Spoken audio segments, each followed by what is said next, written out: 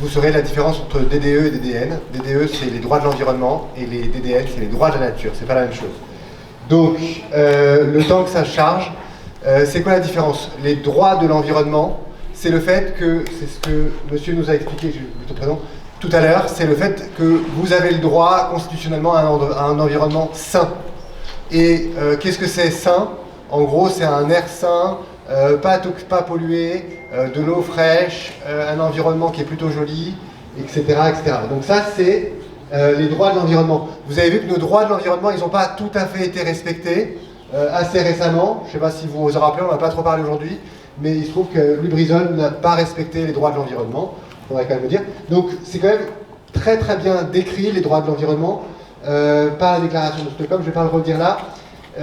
Et je vais juste citer, bien qu'il n'existe pas de définition universellement acceptée des droits de l'environnement sain, le droit est généralement compris comme comprenant des éléments procéduraux.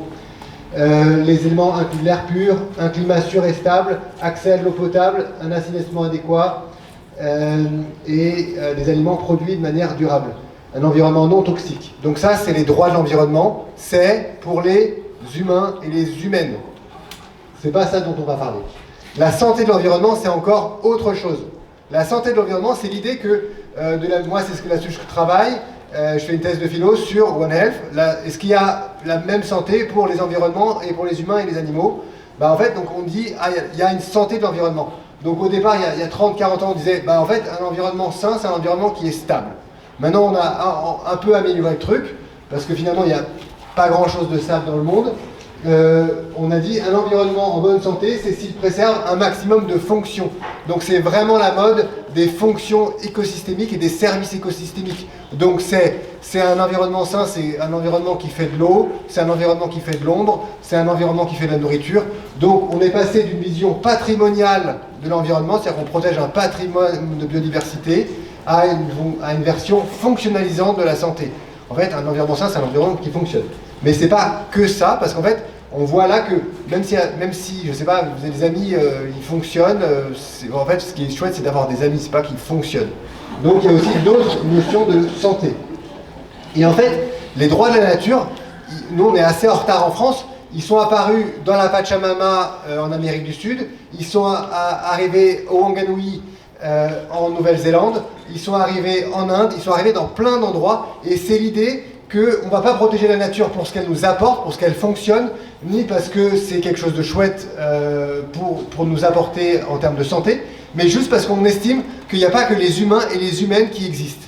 Et donc vous voyez qu'il y a plein de pays qui les ont déjà développés, avec plus ou moins de réussite, mais en gros, ça c'est pas mal développé. Et donc Wild Legal, c'est une association qui nous a inspiré pour cette journée, entre autres, les développe beaucoup. Et donc, en Nouvelle-Calédonie, donc la France quand même, il y a ce qu'on appelle des entités non juridiques qui ont été déclarées dans certaines provinces. Alors c'est très compliqué, je ne vais pas vous le faire, mais en fait donc les requins et les tortues sont des entités naturelles juridiques. Donc c'est la France, et c'est déjà reconnu qu'ils ont des droits, pas pour, pour être protégés pour les humains, mais en droit pour eux-mêmes. Donc il n'y a pas de freins légaux juridiques. C'est déjà tout à fait possible d'exprimer des personnalités. Et donc, la Loire, je ne sais pas si pour les personnes qui sont contre, il y a déjà un Parlement de Loire, c'est déjà très avancé, pour essayer de réunir beaucoup de gens, et il y a des philosophes qui travaillent beaucoup dessus, donc je n'ai plus que 30 secondes, donc je vous lirai pas le texte, mais l'idée c'est de donner une personnalité juridique à la nature, pas pour le fleuve, mais le fleuve et toutes les relations que cela crée, pour les humains, pour les autres qu'humains, et pour toute la diversité de ce que ça produit en termes d'usage. Donc si vous voulez flasher le QR code, vous aurez accès à la déclaration des droits de la Seine qui a été établie par les gardiens et les gardiennes de la Seine. Et demain, ils vont produire un procès contre les pollueurs de la Seine au musée Carnavalet à Paris. Et Sophie Gosselin et André G. Bartoli ont beaucoup travaillé sur les droits de la nature.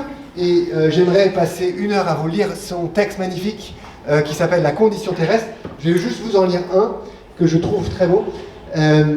Alors lequel, le plus court, puisqu'il me reste, je suis déjà dépassé. La personne relationnelle se conçoit dans une plus grande porosité par rapport à son milieu de vie qui participe à la constitution L'être humain est habité et constitué par les êtres avec lesquels il cohabite et entre en relation. Donc ça, c'est vraiment l'esprit des droits de la nature. On fait partie d'un tout et on donne les droits non pas aux êtres humains et à ce qu'on peut en bénéficier, mais à tout cela. Merci beaucoup, ravi d'en discuter.